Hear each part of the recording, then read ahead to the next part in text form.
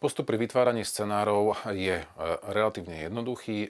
Na vás je, aby ste si z katalógu zoznamu tém vybrali tému, ktorá je vám blízka, s ktorou máte praktické skúsenosti a vo formulári, ktorý sa nachádza na stránke www.digitálnevzdelávanie.sk zapísali kompletný scenár. Pokiaľ potrebujete, je možné pred samotným zápisom stiahnuť si wordovský dokument, v ktorom máte možnosť na scenári pracovať, dovtedy, dokým nebudete s ním úplne spokojní.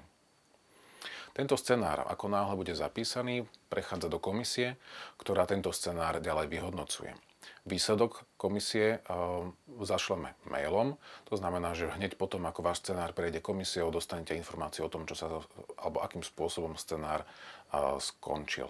Či pokračuje ďalej do výroby, alebo bol zamietnutý. Každý zamietnutý scenár obsahuje informáciu o tom, ako ho napísať lepšie, pretože našim cieľom je spracovať čo najviac digitálnych vzdelávacích objektov. Ako náhle je scenár schválený do výroby, budeme s vami komunikovať o vytvorení pracovnej zmluvy. Na základe tejto pracovnej zmluvy začnete pracovať na jednotlivých scenároch a vtedy, keď scenár prichádza do produkcie, budete vyzvaní k ďalšej komunikácii s tímom tvorcov týchto digitálnych vzdelávacích objektov, ktorí s vami odkomunikujú všetky detaily, ktoré sú potrebné na to, aby digitálny vzdelávací objekt bol čo najkvalitnejší.